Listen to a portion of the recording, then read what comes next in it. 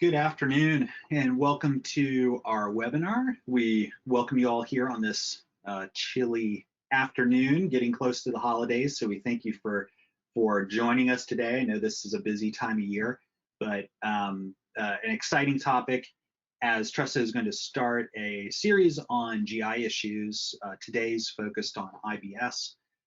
With that, I will hand things over, or actually before we do that, I do want to touch on one thing in terms of audio controls. If you're unfamiliar with GoToWebinar and have not used it before, on the right-hand side, you do have your typical audio controls to be able to see mute yourself, turn everybody starting is muted, but you can adjust your audio settings. If you're having difficulty hearing, need to change to new speakers, those are on the side as well. There is a question and answer area where you can ask questions. If you're having any technical difficulties, you're welcome to tick down the question area and ask questions. We'll try to get those resolved for you. And if you have questions that come up that are related to the topic, as Tressa is sharing today, we're going to try to hold all those to the end of the presentation and answer as many of those as we can. So as a question comes to you, feel free to type it into the questions area and we will try to get to as many of those as possible. With that, I will hand things over to Tressa to begin. Hi, thanks everyone. Thanks, Derek. I'm Tressa Brindle. I'm the owner, started in Health RVA, and I'm a functional medicine practitioner. Our clinic is focused on trying to figure out the underlying causes and mechanisms of symptoms and diseases. So I started in Health RVA to fulfill my goal of trying to give people health solutions that I saw that I wanted for myself and my family. And so that's what we try to do in our clinic, try to support people in getting to the underlying mechanisms, resolving and optimizing their health. And so a huge issue in America and for many, many people is irritable bowel syndrome. So we're going to be talking about that today. So if you have any questions, please write them down. There'll be time at the end to go over them. But hopefully we're going to be learning a lot of interesting stuff today and useful things that you can take with you. Okay, so the first point that I often make is that irritable bowel syndrome is a description and not really a diagnosis. And that is actually a true statement of a lot of diagnoses in conventional medicine and what we call kind of 20th century medicine as it's practiced. IBS is actually one of the main examples that I use to prove that point when I say that. Irritable bowel syndrome, that's descriptive. It's not telling me why your bowel is irritable. Other ones that I bring up are arthritis, arth meaning joint, itis meaning inflammation. Your joints are inflamed. Certainly there's different differential diagnoses that can be done to differentiate between rheumatoid or osteo, but it doesn't tell me why or how you got there. So what we're really focused in functional medicine is the why question. So people in functional medicine, they're like that 3-year-old that just never stopped asking why. So importantly, IBS is one of the best examples of this because it's really a bunch of different conditions, a bunch of different symptoms, and a bunch of different causes that can vary from person to person. And many of you are probably here because you're dealing with IBS. I don't need to tell you, but some of the main symptoms that are associated with irritable bowel syndrome: gas, bloating, abdominal pain, urgency, diarrhea, constipation, or both, and reflux. Also, it's a big problem in the US. There's a huge range there in the number of people the statistics say that it affects. And that's really because it goes undiagnosed. Most people kind of just live their life with a bowel that is irritable, dealing with it, buying over-the-counter remedies. And constipation, a huge issue. 63 million, that's about 1 in every 5 people deal with constipation. That also can be categorized under IBS. It is actually the most common disorder diagnosed by gastroenterologists, although as we'll talk about, there aren't actually many good solutions. Another really important thing when we're talking about the gut, and we'll get to this in a lot more detail, it's one of my favorite subjects, is that the gut impacts the rest of our health. 75% of your entire immune system is in your gut. Also, the second most innervated place in your body besides your brain is your gut, and there are direct connections between your gut and your brain. So we'll talk about this a bit more, but this is also a great topic in general we could have a huge series about. But gut health is linked to or can exacerbate health conditions anywhere else in the body. Most people I see with IBS, that's not the only health issue they deal with. Fatigue, thyroid problems, hormone problems, fertility, menstrual problems, brain fog, etc. So here's just a quick overview of what the conventional approach is if you see your primary care provider or gastroenterologist. First of all, how do you get a diagnosis of irritable bowel syndrome? It is what's called a diagnosis of exclusion. A physician or a gastroenterologist may or may not go through extensive diagnoses to rule in or out inflammatory bowel disease, reflux, having stones in your gallbladder, or a poor ejection fraction from your gallbladder. They might test your stool for different outright infections. If you have those, you'll probably have pretty severe diarrhea and abdominal pain. You may or may not be tested for celiac, which is an allergy to the wheat protein gluten. And you might, usually they don't test for lactose intolerance, they'll just say go off dairy and see if you feel better. So as we'll talk about, none of this is mutually exclusive, but if you don't outright have these diagnoses, then they'll put you in the category, if it's not this, we'll call it irritable bowel. So importantly, again, none of these are mutually exclusive. You can have irritable bowel syndrome and lactose intolerance and gallstones and reflux. All of these things can go together. It's really just kind of a host of different symptoms when the digestive system and the intestines are not operating properly. And importantly, it is a bunch of different conditions that are all lumped together under this one category of IBS. But for example, if we have 10 people in a room and they all might either tell you or say they have a diagnosis of IBS, one person might have chronic constipation for the past 20 years. Another person might have more diarrhea. Another person might be completely bloated. Another person might have debilitating abdominal pain. So the symptoms and therefore the causes are very different. It's not all one condition. And what are the treatments? This is kind of a little bit of a pet peeve of mine. I'll often have people in my clinic tell me that they went to their gastroenterologist and had abdominal pain. I always ask where, because people say my stomach hurts. And I say where? Your stomach is right underneath your ribs, right in the center. So that's your stomach. If you hurt kind of right there in the center, right between the middle of your ribs, below your ribs, between your ribs and your navel, that's your stomach. If it's usually anywhere lower around the navel or below, that's your intestines. So most people, when they say my stomach hurts, they mean their intestines. And so they'll go maybe to their gastroenterologist and say, hey, I'm having these irritable bowel syndromes, and the gastroenterologist, for some reason, I see this all the time, gives them antacids. That's for stomach acid regurgitating up in your esophagus. But anyway, the point being, the gastroenterologist doesn't have a whole lot of other tools to treat IBS besides a lot of the over-the-counter options you can get. So antispasmodics, if you're having a spasmodic bowel and lots of diarrhea, laxatives or promotility agents, anti-diarrheal medications, loperamide or branded Imodium, actually antidepressants. We'll talk about the gut-brain connection, but there can actually be a use of antidepressants in IBS. Sometimes they'll prescribe antibiotics, especially if they suspect a condition called SIBO, or small intestine bacterial overgrowth, that we'll talk about. And of course, Gas-X, bile acid sequestrants, which can help firm up the stool. And they might tell you to eat a soft diet, which actually kind of makes me cringe, because usually that means they're recommending you eat toast and milkshakes and ice cream and a lot of processed food, which actually, even if it might kind of allow mechanically your bowels to calm down, will create more issues later on. So now we're going to spend most of our time here talking about the functional medicine approach, which is what you came for. So again, I'll reiterate, this is not one condition. For all the people here, they might not have all the exact same causes of their irritable bowel. And the underlying causes can range from person to person. So There are many causes that can lead to the symptoms, what I call symptoms. IBS is a description of symptoms, and we're going to go through a bunch of those. So let's talk about why and how irritable bowel syndrome develops. We're going to go through all these topics individually. Digestion, the gut microbiome.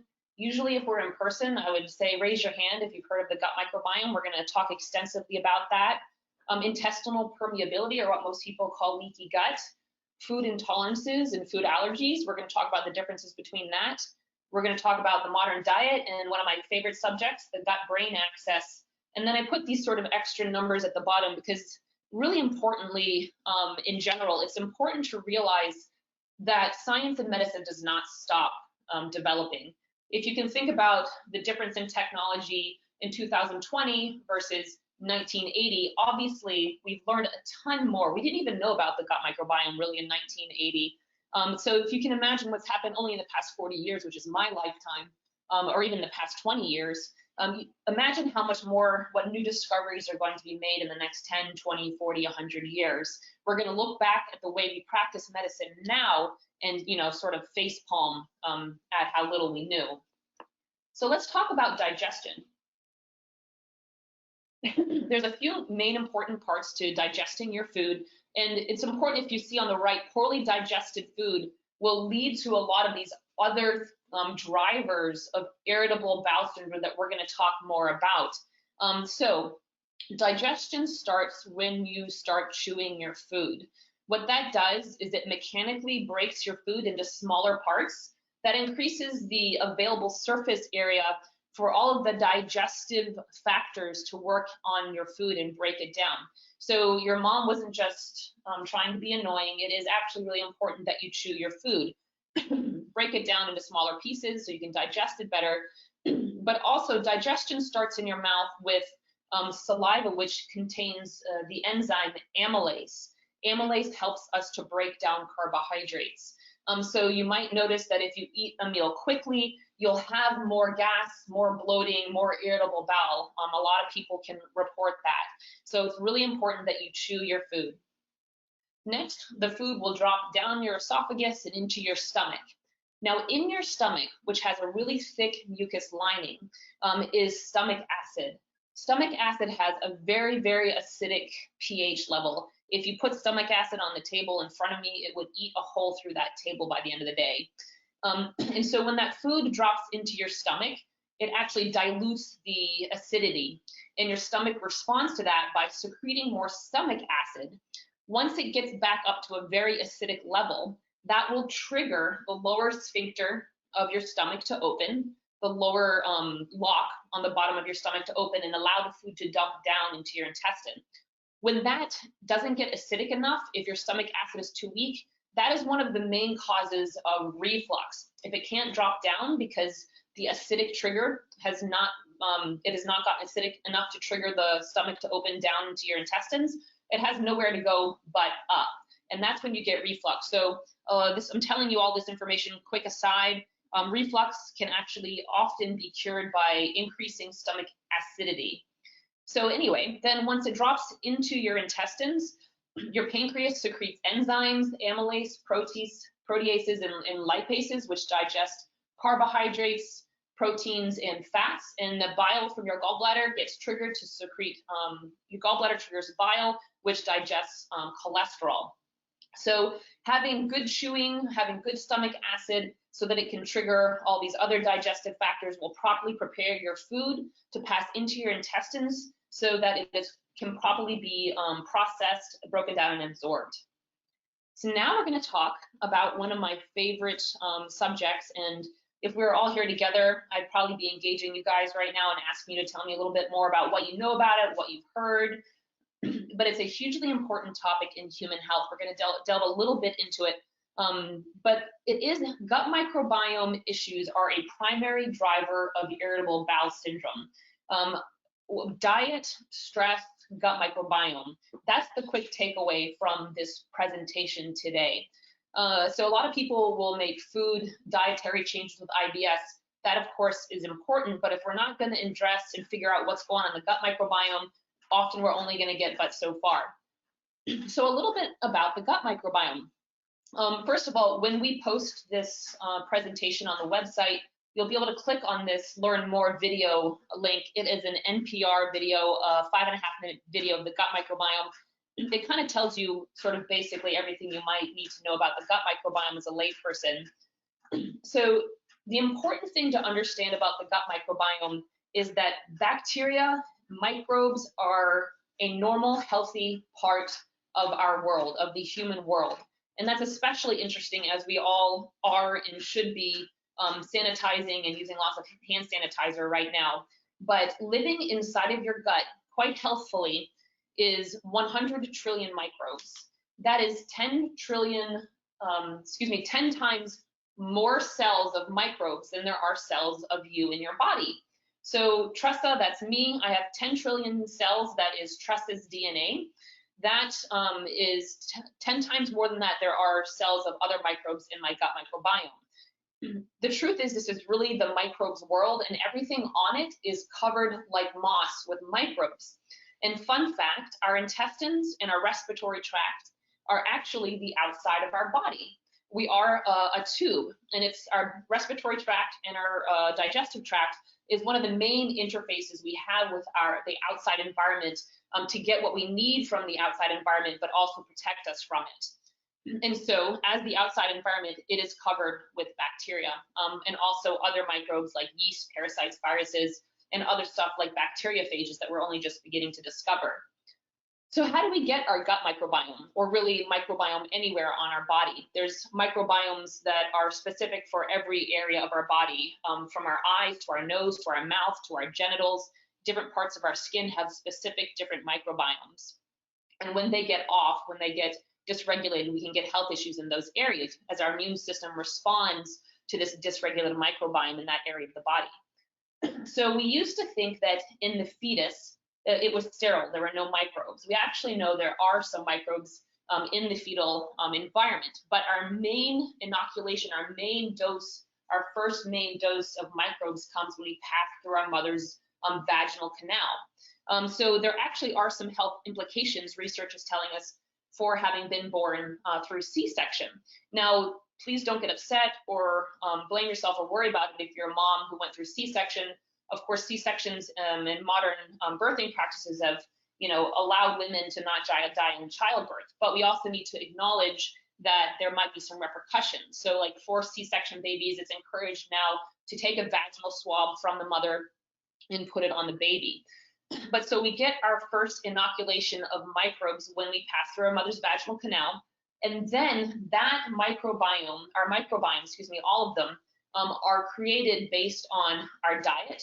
Of course, what our microbes eat is what we eat is what our microbes eat, what antibiotics and drugs we're exposed to, and stress. And I'll talk about stress a good bit later on, but stress is not just kind of a woo-woo energetic thing. It creates molecular changes, cellular changes, DNA changes in the body. This is a very real physical phenomenon. And then down here at the bottom, one of the most important facts about the gut microbiome and the reason why we focus on it more than other microbiomes in the body is that 75% of your entire immune system is there.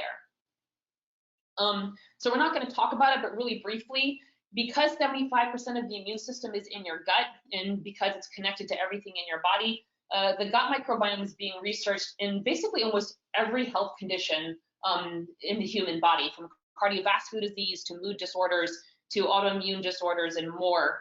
The gut microbiome can either be a primary driver or at least an influencing factor. And actually, so it's one of the first things that we talk about, think about, investigate in functional medicine. If we don't do our due diligence in cleaning up the gut microbiome, we are by possibly ignoring 75% of immune activity in the body. So what do we care about with the gut microbiome? The term is gut microbiome dysbiosis. Dys meaning dysregulated, bio meaning life. So basically, I like to compare the gut microbiome to a rainforest. It's a very complex ecosystem, requires a lot of synergy and communication. So when this gets dysregulated, that's when we have bad health results. It can be, in gut microbiome dysbiosis can be due to overgrowth or undergrowth of bacteria. Overgrowth conditions, dysbiosis is a general term. A lot of people have heard of the term SIBO, or small intestine bacterial overgrowth. The truth is, most of that 100 trillion microbes that live in our digestive tract, mostly our intestines, should be in our large intestine or colon. For various reasons, you can end up with too many bacteria in your small intestine, and that can create inflammation as the body responds to that, as the immune system responds to having bacteria in the wrong place. That can create health problems, not just in the digestive tract, but throughout the body. In quick side note, if you're thinking about talking about or have been diagnosed with SIBO, it's important not just to think about killing off the bacteria in the small intestine, but of course, why and how there got to be too many bacteria in the small intestine. Because if you're not going to think about and address why that happened, it's very likely that it can just come back. SIBO, a topic for another day. So next can be what's called insufficiency dysbiosis. That means you don't have enough of the good bacteria. So just kind of like a city or a town, it's not enough to not have criminals or bad guys. You need active participants, you need good citizens in that city to have a healthy, well-functioning, productive city. So the same is true of your gut. You need the good citizens there. We recognize those as probiotics. And quick aside, probiotics are an incredibly useful clinical tool. They are not a panacea. There are, last I remember reading about 1,500 different bacterial species in the gut and counting. That 100 trillion number, the complex communication of the bacteria together with the immune system. So probiotics very, very useful, but a lot of people seem to think that if they just take a pill, then that's all they need to do, or that's the only thing to do for the gut microbiome. Very useful. I do encourage the use of regular probiotics, but there's just more to it. A lot of people in the 70s and 80s talked about yeast candida overgrowth. That is a very real thing, but it, of course, a lot of people will come to me and they say, I think I have yeast overgrowth, and we have to remind them that there's all these bacteria in there that can happen as well, that can get overgrown. And then straight up infection, bacteria or yeast or parasites or other organisms that just should not be in your gut at all, or should only be there in much smaller numbers. And then other parts that we look about with the gut microbiome are we call functional digestive markers. We can look at markers of digestion, inflammation, short chain fatty acids, which are created by bacteria that our intestinal cells need for metabolism and for immune system and to be healthy. So intestinal permeability, a lot of people know of as leaky gut. When we have gut microbiome dysbiosis, it can lead to intestinal permeability, but then the intestinal permeability can feed back and exacerbate gut microbiome dysbiosis. So kind of a lot of the stuff I'm talking to all sort of cause each other and exacerbate each other. So there are spaces between the cells that make up your intestinal walls, and we want them to be sort of optimally spaced. And what happens when food is poorly digested or gut microbiome dysbiosis or toxins are actually stress, the cell junctions can spread apart, and now they're called leaky or permeable. And when they spread apart, it allows the passage of stuff that is in your intestines into the inside of your body. That stuff gets presented to your immune system, and your immune system gets to decide that's okay or that's not okay. We're going to mount an immune response to it. So intestinal permeability allows stuff to pass into your body that your immune system is going to react to. And we'll talk about kind of the larger ramifications of that in a little bit. But it's really, really important in irritable bowel syndrome, but it also is really important basically in most other health conditions in the body. So here you can see on the left, you kind of healthy, tight junctions between the cells. And as that spreads out, it allows the passage of different particles. And we're going to talk about these causes more, but poor digestion, the gut microbiome dysbiosis, reactions to food, diet, stress, and there's probably some other things that we're still going to discover. So again, gut microbiome, intestinal permeability, when there's inflammation, dysregulation in the gut, it will have ramifications on everything else in the body. Alessio Fasano was one of the main researchers in intestinal permeability and discovered the molecule zonulin, which we now recognize is probably the main mediator that creates intestinal permeability. Believes that no autoimmune condition exists without the presence of intestinal permeability. So if you have any autoimmune disease, one of the first places we're going to look is to clean up the gut. So food intolerances and allergies. I often hear people using these terms somewhat interchangeably, and I always try to get them to tell me what their experiences are. So a food allergy is mediated by immunoglobulin E. This is the allergic anaphylaxis hives sort of immune molecule in the body. It's certainly intestinal permeability and gut dysbiosis can exacerbate it, but it is not the main cause. Food intolerances are mediated by the immunoglobulins G and A. They are much more directly caused by things like gut dysbiosis, intestinal permeability, poor diet. Food intolerances are at least somewhat malleable. Kind of once a body has food intolerances and intestinal permeability, it's never going to go back to the landscape that it was before. But absolutely all the time, we get people with functional medicine far, far more tolerant to way, way more foods. That is one of the mistakes, is people think that with irritable bowel syndrome, I'll just start eliminating more and more and more foods from my diet as I react to this and then I react to that. Avoidance isn't the cure for IBS. So we want to get, reasonable tolerability. We might not get you tolerable to a night out with pizza and beer and ice cream, but we can get you tolerant to a lot more than if you have to, for example, avoid rice or vegetables. And food allergies, since, as we've talked about, inflammation in the gut can exacerbate inflammation anywhere in the body. We can't really reverse food allergies, but by reducing inflammation that might be contributed to by the gut, we can certainly reduce the reactivity sometimes. Not like peanut allergies, but celiac, for example. So again, everything here is connected. Food intolerances are created by and exacerbate intestinal permeability, and then both of those are also driven and contribute to this gut microbiome dysbiosis. All right, let's talk about diet.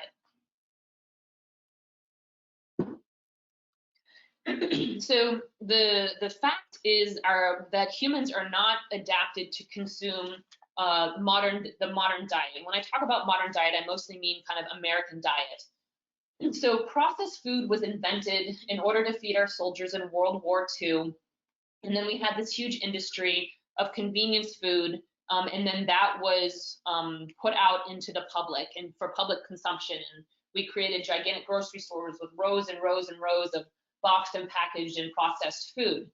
Never before in the history of human existence were we ever exposed to the combinations of chemicals and processed flours and coloring and a lot of other things about modern food. So it's not necessarily that this is bad, as a moral judgment. I always try to take the moral judgment out of eating and what we're eating. The fact is just, we didn't evolve to eat this stuff. It's new to our biology. And so what happens is when we get a little intestinal permeability, when we get a little inflammation, we start reacting to the stuff we're least familiar with. So I have to say that American food is kind of the first thing that I'll say goes when we're trying to heal from IBS. Sugars, hydrogenated oils, chemicals, preservatives, coloring. Another point about sugar. Sugar acts in the brain the same way that heroin and cocaine acts in the brain. It is an addictive substance for not just many people, but in general. And we never had access to sugar up until very modern times. Like you look back, we still weren't consuming the amount of sugar we've consumed as the American population has skyrocketed in the past 40 years. So when people talk about how, treat yourself, you deserve it, or, I couldn't possibly live without my sugar. Well, we did for all of human existence. The only sugar that was available was, fruit in the wild, not this modern stuff we have, which is extra juicy and extra sweet. So I know I don't like mental states of restriction, but just realistically, billions of humans have lived without sugar, processed food, refined flours. So it is technically quite possible. Okay, another one of my favorite subjects that we could spend endless hours talking about is this gut-brain connection. I often even don't like to talk about gut-brain or mind-body connection, because even just talking about the connections still infers some sort of separation. This is all one system. There is no separation. They're not in separate buildings. They communicate with all the same molecules back and forth. So as I mentioned before, the second most innervated, the most nerves and nerve cells in the entire body, number one is the brain, number two is the gut. There are main connections between the gut and the brain. They are talking to each other all of the time. And you probably know this personally, but research then, of course, backs you up. Stress, mental states, being overworked will really affect the nervous system of the bowel, which will affect digestion and inflammation. The important part from this quote is that there is bidirectional constant communication between the central nervous system, the brain, and the gut. So the most important part is the signaling from gut microbiota to the brain, and from brain to the gut happens by the nervous system, the endocrine system, the immune system, and humoral links. So basically, in 20th century science, and then in still modern conventional medicine practice, we have separated these systems. We have the nervous system, we go to our neurologist. The endocrine system, hormones, actually, ironically, we usually go to our endocrinologist for diabetes. We go for our hormones, perhaps to our OBGYN, but not even adequately there. Immune system, we go to the immunologist. These are not separate systems. They have signaling molecules in order to talk to each other. It's all one system. So if you have immune dysregulation, you're probably going to have hormone dysregulation. If you have those dysregulations, that's going to affect your brain. If your immune system's off, your hormones are off, your brain's going to be affected. You're going to be foggy, you're going to be tired, you might be depressed or anxious or have sleep issues. So I often have people come in and they say, well, I have IBS, I have, an autoimmune disorder, my period's really, really difficult, or, maybe the guys are feeling really run down or don't have the libido they wanted. These are all the same, these are all stemming from the same underlying drivers. These are not separate conditions. So if a woman comes to me with terrible PMS issues, PCOS issues, fertility issues, I'm gonna have to look at her immune system. And if I'm looking at her immune system, I'm going to have to look at where 75% of her immune system is, and that's in her gut. So ironically, hormone issues, we have to look at the gut. And then all of the wonderful functional medicine testing and protocols aside, we have to think about the nervous system. And at least in my clinical practice, in research and education thus far, the most important thing for the nervous system comes down to mindfulness, sleep, and stress management. So all of these things are really important in addressing bowel function in IBS.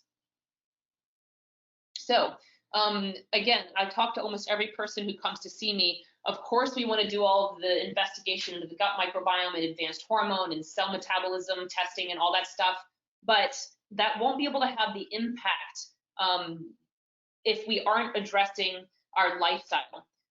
Again, I was in stress research.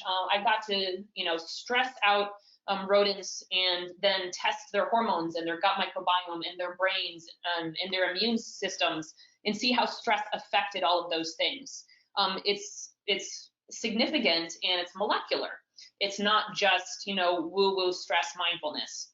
Sleep deprivation. We need 7 to 8 hours a night. Some of us need more. If you need a lot more than that, there's probably something wrong, FYI. But you're kidding yourself if you think that you're getting enough sleep if you're getting less than probably 7.5 hours of sleep on a regular basis. Exercise, huge impacts on the gut microbiome. We now recognize that exercise has a very, very positive effect on the gut microbiome. It makes it a lot healthier. It supports good species in the gut microbiome. So there's a lot you can do right now. Kind of the most important thing you can take away from this webinar before you do any functional medicine testing or practice is to get enough sleep, look up some mindfulness-based practices. I like John Kabat-Zinn's mindfulness-based stress reduction, that's MBSR training. You can download some meditation apps. You can start working with a counselor, and it's just a no-brainer. Exercise. start moving your body. Never before have humans been as sedentary as they are now. I don't care what your weight is. I don't care what your body looks like. We used to have to walk miles every day. We used to be in labor every single day doing physical labor.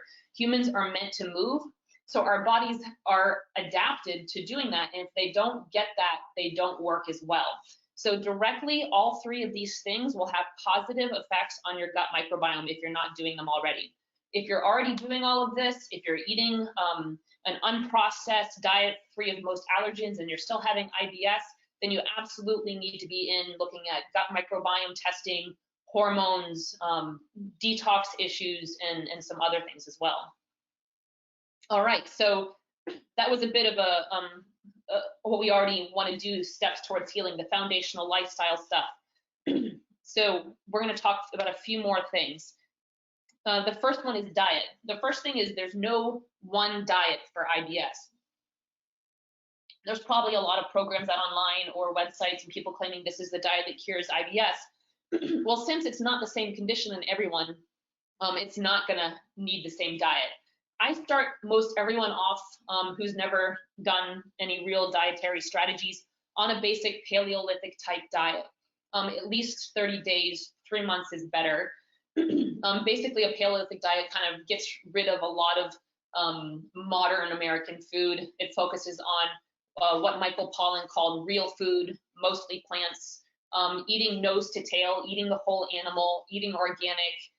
It's not low carb. It's not a keto diet. It's a balanced protein, carb, and fat ratio. We can make it different ratios if we need to, but it's really just about eating real food. From that, that's the basic kind of elimination diet, getting rid of the processed foods, flours, sugars, chemicals. From there, as people heal, we'll rotate foods back in and test them out. So you can't know if you're reacting to a food until you feel well enough. If you feel crappy, you can't put a food in and really know if you're reacting to it or if you're just going to react to everything. When people are really messed up, they can have, water or rice crackers, and that can upset their belly. So we have to get you healthy to really be able to test a food. And then that being said, we're rotating in more unprocessed foods, not like how well do you tolerate Domino's pizza? But that is something certainly we can test and hopefully you can have once in a while. And then the other thing is that diet isn't necessarily a cure for IBS. If you're having some significant gut microbiome, dysbiosis issues, digestive issues, inflammatory issues, you won't be able to use diet to completely ameliorate that at all. So a bit more, so again, when we're eating a Paleolithic diet, another strategy we use to be able to do that is to shop the perimeter of the grocery store. That's where your produce is, your animal products, your eggs, even fermented dairy can be included. We encourage you to shop organic as much as possible. I like the environmental working groups, Dirty Dozen and Clean 15. If you can't necessarily buy everything organic, there's some foods that are more or less safe to eat conventional. And then eliminate most of the major allergens and triggers. Gluten, soy, dairy, corn can be one for some people. I find not as often. Sugar is usually a huge trigger. Processed oils, any artificial chemicals or ingredients or preservatives. And again, I'd like to have people try a minimum 30-day. Honestly, the healing, I prefer a lot longer, but I try to work with people. So I'd rather they do something than do nothing. Some people are gung-ho and can jump into things and change the way they eat and be very happy with that and excited about the results they're getting. Other people, it can be a bit more emotionally difficult. But so we'll start out with usually a paleo type diet. And then we can use different types of diet depending on what we find, either both on testing or sometimes we just have to try different diets to see what works. There might not be testing for it. So there's a whole bunch of different diets for different kinds of conditions that we might rotate people on. A note about food intolerance testing, there's a lot out there. For some reason, it's really popular. It's actually a test I hardly ever use. First of all, the science behind it is not very good, not very accurate. Cyrex, I trust that lab in their food intolerance and food reactivity testing. I don't really trust a whole lot of others. I'll use Genova's when necessary.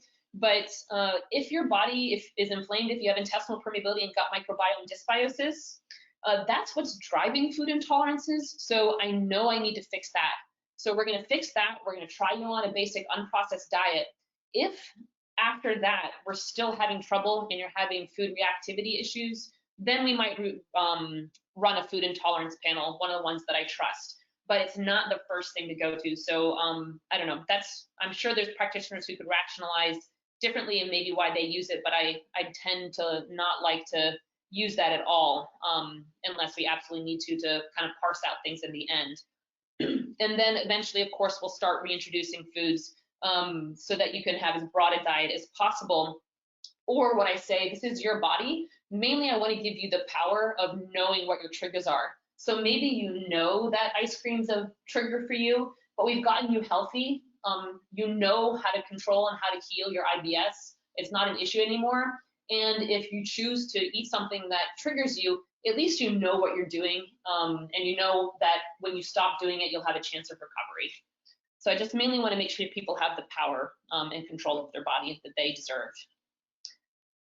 Next in line, after all of that stuff, after we do diet, lifestyle, is testing. Most people with IBS, I would say all, but I would never say all on anything, have gut microbiome dysbiosis. Their overgrowth or insufficiency of bacteria, yeast, fungal overgrowth. And so correcting that allows them to then begin to expand their diet and not have symptoms. So we'll do stool testing, comprehensive stool analysis, and then in some people we'll also do small intestine bacterial overgrowth test, depending both on sort of what their primary symptoms are and how they've responded to initial treatment.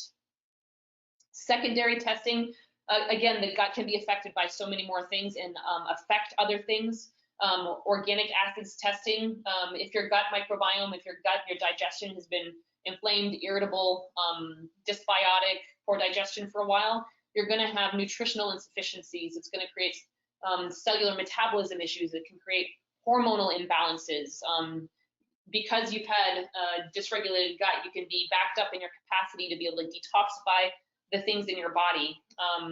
And then if once we've done all the gut microbiome testing and cleaned that up, and food and lifestyle and supported the rest of your systems, if you're still having issues, then we go looking for some what we call zebras. You know, first you look for horses because that's the most common stuff. And if we treat all the horses and there's still something left, we go looking for the zebras. Things like mycotoxin or mold illness, infections, triggers outside of the gut, and then other detoxification issues or even genetics. So in sum, one of the most important things to understand is that irritable bowel syndrome is not a diagnosis. It's a description of a whole bunch of symptoms, different symptoms that can vary from person to person.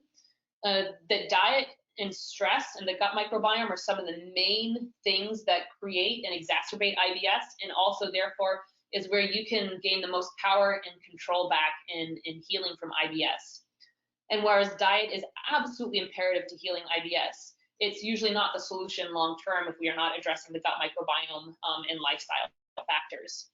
And then one of the really important things that I really want everyone to know and to tell everyone about is how important the gut and gut health is to the health of the rest of our body. With 75% of the immune system there, with the second most innervated place, with this complete connection between the gut, the nervous system, hormones, and immune system, that gut health is massively important to any other health condition, from cardiovascular disease to diabetes to autoimmune disorders to mood disorders to hormones, menstrual disorders, fertility. So we have to make sure we clean up IBS and the gut for all of our human health.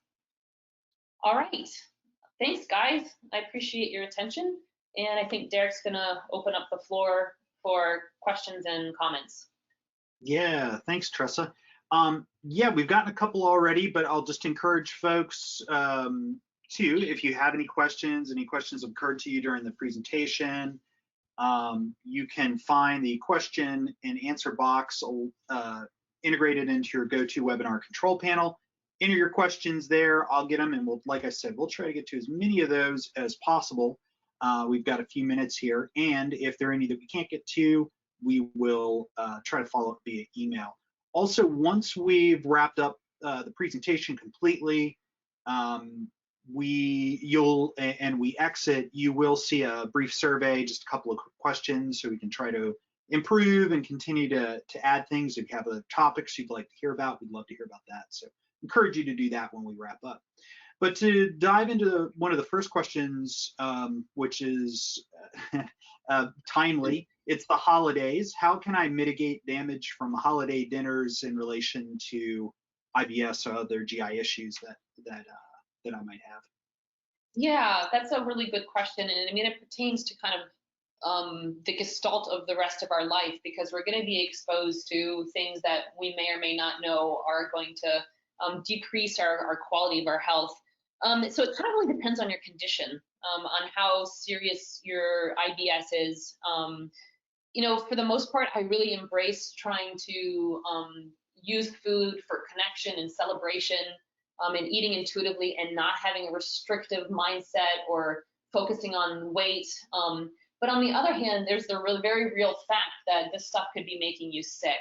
So if you're someone who sort of has moderate symptoms, what I say is, when you're not at the holiday dinner, you know, be on an unprocessed, no sugar, paleo, avoiding flours sort of way of eating, but make sure you're eating enough. Make sure you're getting carbs from healthy plant-based starches, sweet potatoes, yams, a lot of the South American tubers, plantains, vegetables, starchy vegetables, so that you don't show up starving. So that's important. And then, you know, just kind of do your best, like have a glass of wine and a bite of each of the desserts, you know, have a little bit of all of the things that you like, and just try and do it within moderation. And some things that can help at least mitigate are taking digestive enzymes. I really like Digest Gold. It's a brand name one that's really potent amount of enzymes, followed up with some probiotics. Get your exercise and get some sunshine and do some meditation to help sort of mitigate things. If you have really, really severe stuff going on, there kind of isn't a great answer until that's ameliorated. The best solution there, I say, is actually bringing your own food. If you don't tell them that it's healthy or paleo or whatever, they often don't know. There's some amazing recipes out there for all kinds of side dishes and main dishes. So I personally try to always go prepared to a party, bringing at least one, if not two, side dishes that I know I'll be able to enjoy and will be delicious, and then I get to also feed and please other people. Those are great tips. This question came up, and I'll, for my own purposes, ask it as well, because this definitely describes me. What do we think coffee or tea contributes to IBS or not? Is that a factor with most people? Yeah, so as I've talked about, IBS is a different condition in each person. Some people handle that completely fine. Other people, caffeine, especially if you have diarrhea, can be a trigger. The tannins in tea and coffee can be an issue. And then people can actually be intolerant to coffee itself, even without caffeine. There's so many different parts of each food, so you can be intolerant to each part.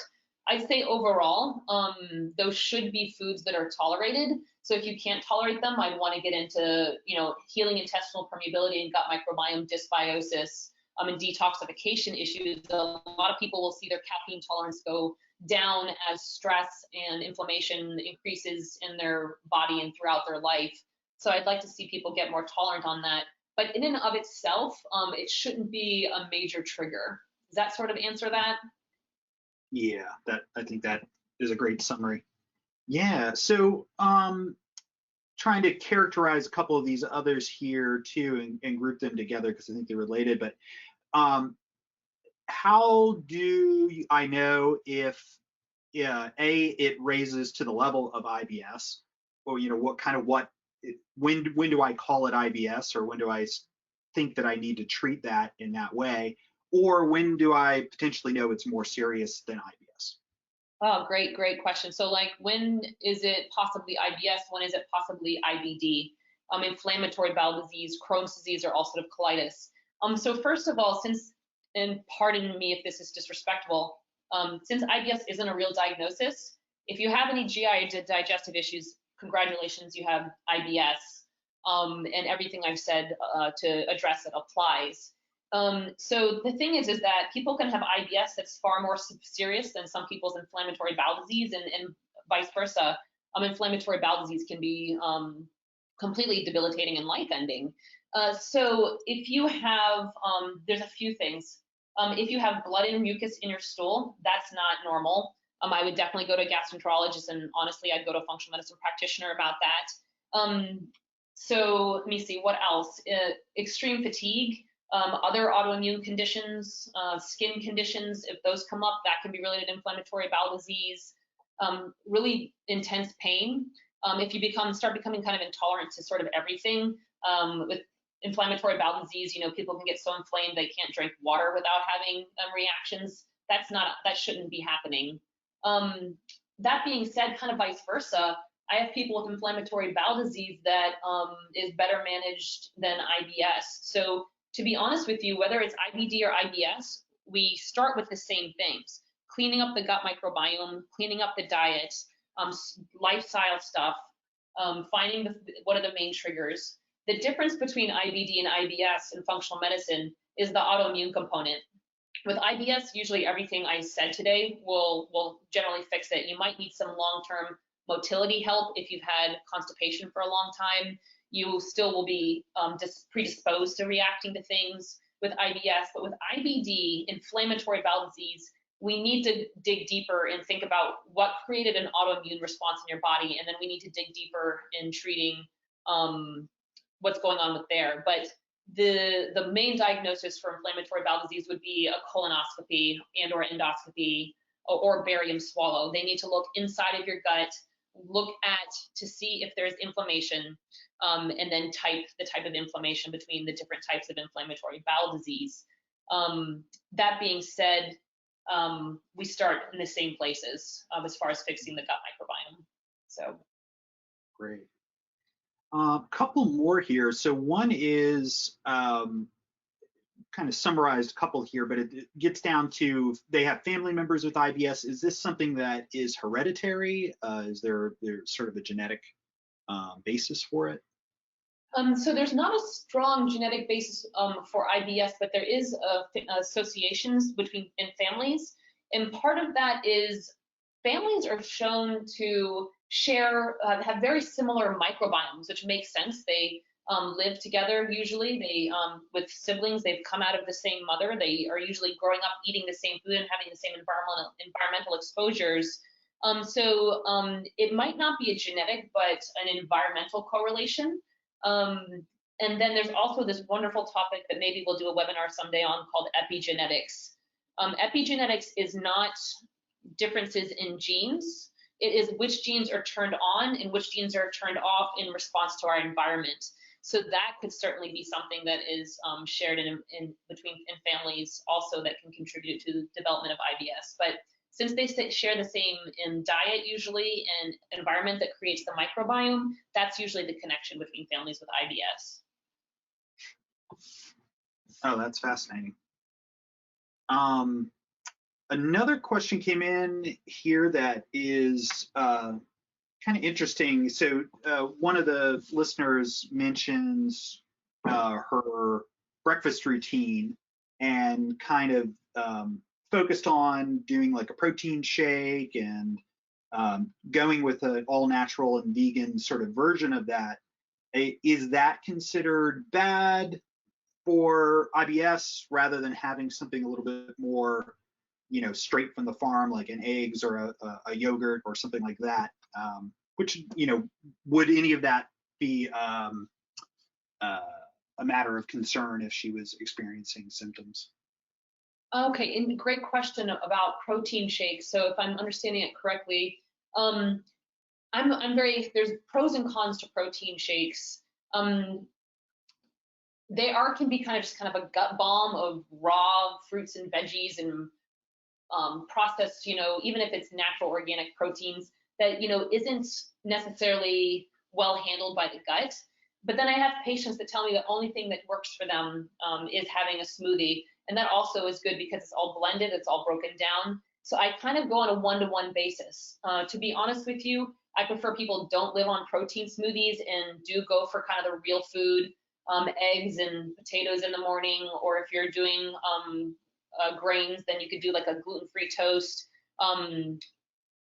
yogurt, fermented dairy. If you're tolerating that, we usually go without dairy at first until we know that we can test it safely. But I do prefer real food over protein smoothies, but there's some real pros to it too. So I really do that on a one-to-one basis. The touch about veganism, my professional stance, I'm very pro veganism from an environmental, social, moral perspective, but from a biological perspective, usually I'll say that our bodies need animal products, and people can get quite deficient in really important nutrients that can lead and contribute to mood disorders, inflammation, fatigue, hormonal dysregulations. So I'm a big fan of eggs if you tolerate them. Another thing, if eggs are something that you have either tested allergic to or noticed that you don't tolerate well, that is almost always the egg white, which is actually the part that we're more highly reactive to. The egg yolk is actually well tolerated. It's the one that it's the part that has all the B vitamins and choline in it. It's now the American Heart Association has come out saying that it does not contribute to cardiovascular disease. So I would say if eggs have not been safe for you before, you might try just the egg yolks. But yeah, again, not to be long-winded, I apologize, but protein shakes might be okay, but I kind of have a preference for real food. Excellent. Well, we do have a couple more questions outstanding, but I think we might have to get to those in email because of time considerations. We want to make sure that we wrap up on time in case people have to get back to work or off onto other things. But with lots of great questions this morning, so that was we really appreciate that. And as I said, when we shut things down, you will get a survey at the end if you just take a moment or two to answer the 2 or 3 questions we have there. If you'd like any follow-up with Tressa to talk to her more about this issue or schedule a consultation, you can indicate that in the survey. And we will be sending out a follow-up email that will include a link both to a PDF of the presentation and have a link to the recording of the session today as well. So if we didn't get to your question, I apologize, but we will try to answer that via email. And we thank you for attending today. Yeah, thank you, everyone. Really appreciate it, and spread the word about the gut microbiome in human health and functional medicine. Thank you. Thanks so much.